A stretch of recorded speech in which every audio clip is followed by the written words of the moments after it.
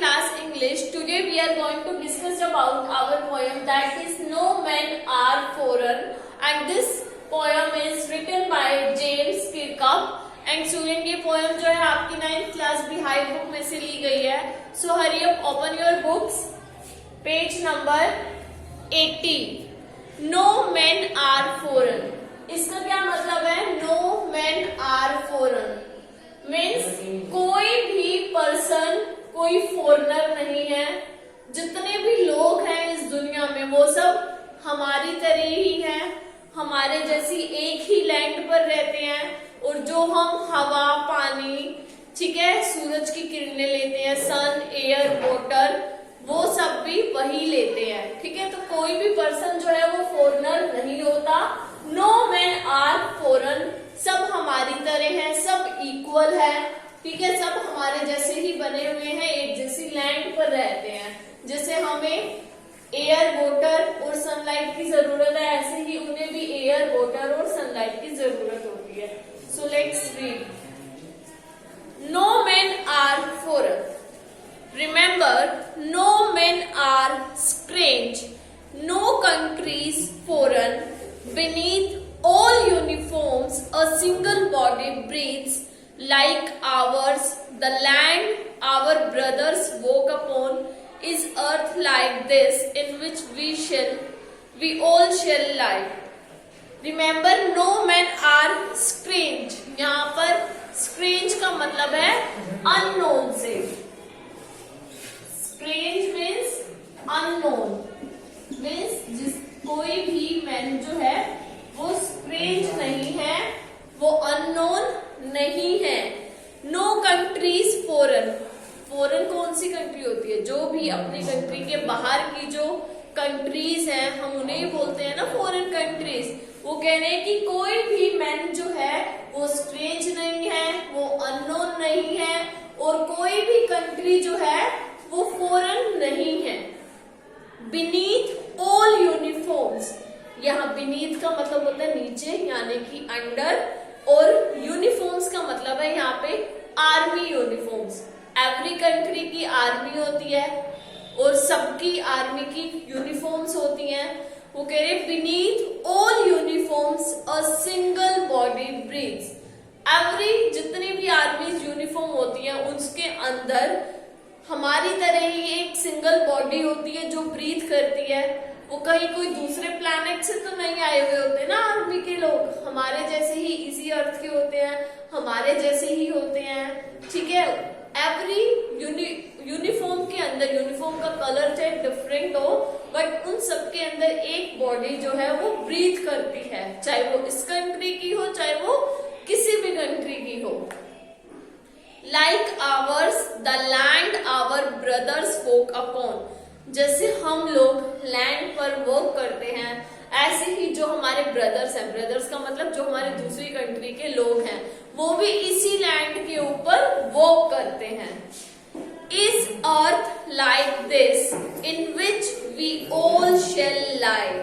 और एक यही अर्थ है, ठीक है, एक यही अर्थ है जहां पर जो है हम मर जाते हैं इस अर्थ के ग्रेव में. जब हम मरते हैं तो सब इसी मिट्टी में ही मिलते हैं ना, इसी अर्थ की मिट्टी में ही मिलते हैं, चाहे वो यहाँ के लोग हों, चाहे फॉरेन कंट्री के लोग हों. अर्थ तो एक ही है और इसी की मिट्टी में हम सब मिलते हैं. They to aware of sun and air and water. ठीक है, और वो भी जो है सन हो गया, एयर हो गया, वाटर हो गया, इन सब की अहमियत जानते हैं, क्योंकि इन सब की जरूरत हमारे साथ साथ उन्हें भी है. दे का मतलब है यहाँ पर पीपल ऑफ फॉरेन से, कि फॉरेन के लोग भी इस चीज के लिए अवेयर हैं, चाहे वो सन हो, चाहे वाटर हो, चाहे वो एयर हो. Are fed by peaceful harvest by wars long winter star.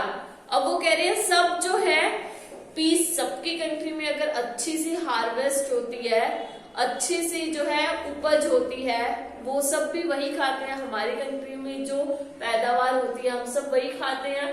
उनकी कंट्री में जो होता है पैदावार अच्छी सी होती है, वो भी वही खाते हैं. By wars long winter star. यहाँ पर स्टार्व का मतलब होता है भूखे प्यासे रहना। जब वॉर होता है, युद्ध होता है, लड़ाइयां होती हैं, आर्मी के लोगों को विंटर्स में कई कई दिन तक भूखे भी रहना पड़ता है, वो भूखे प्यासे भी रहते हैं। बाय वॉर्स मतलब जब वॉर्स होते हैं, लॉन्ग विंटर स्टार्ट मतलब विंटर्स के टाइम पर कई कई दिन तक उन्हें भूखे प्यासे भी रहना पड़ता है, चाहे वो यहाँ के आर्मी हो या दूसरी कंट्री की आर्मी हो। Their hands are ours and in their lines we read a labor not different from our own। अब वो कह रहे हैं कि उनके हैंड भी हमारे हैंड जैसे हैं, जैसे हमारे हाथों में लकीरें हैं उनके हाथों में भी लकीरें हैं। जैसे हमारे यहाँ के लोग लकीरें पढ़ते हैं तो वहां के लोग भी तो लकीरें देखते हैं। हम सबके हैंड भी एक जैसे हैं, उसके अंदर हमारे हाथों में लकीरें हैं तो उनके हाथों में भी लकीरें हैं। A labour not different from our own. यहाँ पर लेबर का मतलब है हार्ड वर्क से। और जो हार्ड वर्क है, जैसे हम लोग हार्ड वर्क करके पैसा अर्न करके अपना रोज का गुजारा करते हैं, ठीक है, ऐसे ही वो लोग भी हार्ड वर्क करते हैं, मेहनत करते हैं और अपना खाना पीना खाते हैं। वो कुछ अलग लोग नहीं है, वो भी हमारी तरह है। इसलिए उसने बोला हुआ है कि नो मैन आर फॉरेन, कि कोई भी मैन जो है वो फॉरेनर नहीं है, कोई दूसरी कंट्री का नहीं है, वो सब हमारे जैसे ही है। हमारे जैसे ही हवा पानी सूरज की किरणें लेते हैं, हमारे जैसे ही हार्ड वर्क करते हैं, ठीक है। और उनकी भी आर्मी है तो उनकी आर्मी में भी हमारी आर्मी की तरह ही एक सिंगल बॉडी जो है वो ब्रीथ करती है। हम भी हार्ड वर्क करते हैं, वो भी हार्ड वर्क करते हैं। हम सबके हैंड्स भी एक जैसे हैं और हम सबके हाथों में लकीरें भी एक जैसी ही हैं, वो कोई अलग पर्सन नहीं है। Now move to third stanza. Remember, they have eyes like ours that wake or sleep, and strength that can be won by love। वो कह रहे हैं कि रिमेम्बर याद रखो, जैसे हमारी आईज हैं उनकी भी वैसी ही आईज हैं। जैसे हमारी आईज सोती हैं जागती हैं, उनकी आईज भी सोती हैं जागती हैं। And strength that can be वोन बाय लव। और जो स्ट्रेंथ होती है और वो किससे जीती जा सकती है? सिर्फ लव से, यानी कि प्यार से ही जीती जा सकती है। इसलिए हमें वॉर वगैरह कुछ नहीं करना चाहिए, हम सब एक जैसे ही हैं। अगर हमें जीतना भी है एक दूसरे को तो प्यार से जीतो। In every land is common life that all can recognise and understand. वो कह रहे हैं एवरी लैंड, चाहे वो यहाँ की लैंड हो दूसरी कंट्री की लैंड हो, सबकी लैंड पर जो है कॉमन लाइफ होती है, ठीक है, नॉर्मल हमारे जैसी ही लाइफ होती है। वो सब भी जो है इस बात को पहचानते हैं, रिकॉग्नाइज करते हैं और अंडरस्टैंड करते हैं, यानी कि समझते हैं। Late us remember whenever we are told to hate our brothers। अब वो कह रहे हैं चलो हम उस चीज को याद करते हैं कि जब कोई हमारे पास आता है और हमें कहता है कि हमारे ब्रदर्स से हेट करो। यहाँ पे ब्रदर्स बोला गया जो लोग फॉरेन कंट्री में रह रहे हैं। जब हमें बोला जाता है let us remember whenever we are told to hate our brothers, it is our self that we shall dispossess, betray, condemn. अब यहाँ पर मीनिंग देख लो, डिस्पोजेस का मीनिंग होता है डिप्राइव, मतलब जब हम कोई चीज किसी दूसरे से ले लेते हैं। राइट कर लो अपना मीनिंग, डिस्पोजेस मतलब होता है डिप्राइव। इवन आपकी बुक में भी दिया हुआ है। डिप्राइव का मतलब होता है when we take something from others. Deprive का मतलब होता है when we take something from others.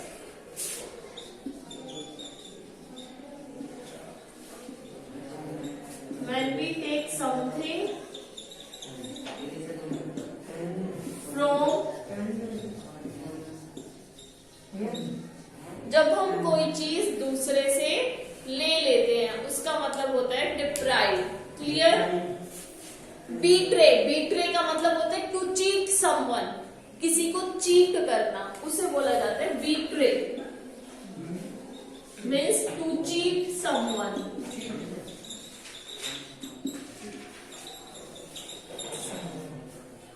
किसी को चीट करना, जब हमसे बोला जाता है कि अपने ब्रदर से हेट करो, ठीक है, उन्हें मतलब when we take something from other, दूसरों से वो चीज ले लो, उन्हें चीट करो। और कंडेम का मतलब होता है जब हम किसी चीज की बुराई करते हैं, ठीक है, that we shall dispose, betray, condemn, तो वो सब हम उनके साथ नहीं करते।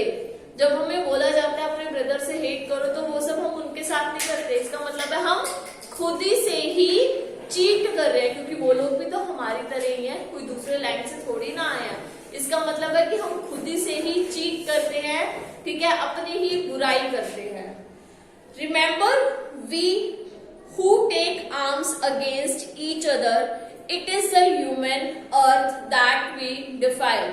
अब वो कह रहे हैं remember, we who take arms against each other, हम ही हैं जो एक दूसरे के सामने आर्म्स को लेकर के आते हैं, अपनी आर्मी को लेकर के आते हैं। एक दूसरे के सामने जब हम बंदूक तान करके, गन्स बिल्कुल आमने सामने रख करके खड़े हो जाते हैं, वो हम लोग ही हैं।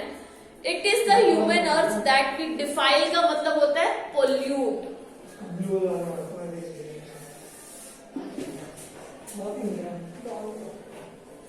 डिफाइल का मतलब होता है पोल्यूट। तो अब हम करते क्या है, जब हम वॉर करेंगे, एक दूसरे के सामने बंदूक तान करके खड़े हो जाएंगे, क्या होगा, पोल्यूशन होगा या नहीं होगा। तो हम करते क्या है, हम अपनी अर्थ को पोल्यूट करते हैं। अब अर्थ तो अलग नहीं है ना, ऐसे तो कि हमारी कंट्री की अर्थ अलग है, उनकी अलग है, सबकी अर्थ तो एक ही है। जब हम एक दूसरे के सामने बंदूक तान करके खड़े हो जाते हैं, एक दूसरे से लड़ाइयां करते हैं, इसका मतलब हम अपनी अर्थ को ही पोल्यूट करते हैं।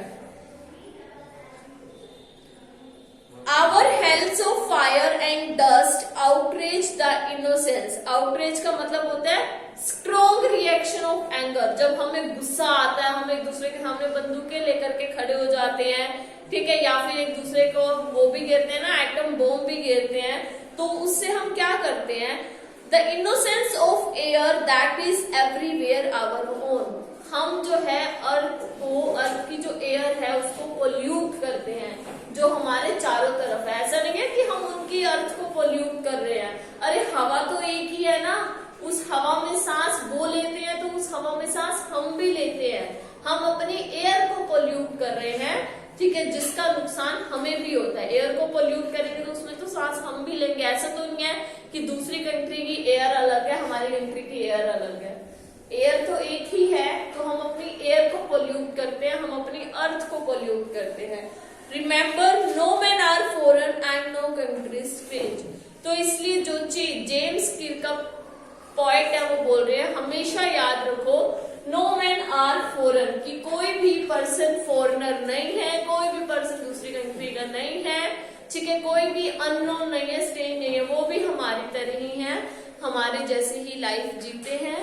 सो हमें एक दूसरे से लव करना चाहिए, हेट नहीं करनी चाहिए। क्लियर? तो आई होप आप सबको ये पॉइंट समझ में आ गई होगी। तो students, we will meet again in our next video. Till then bye, take care.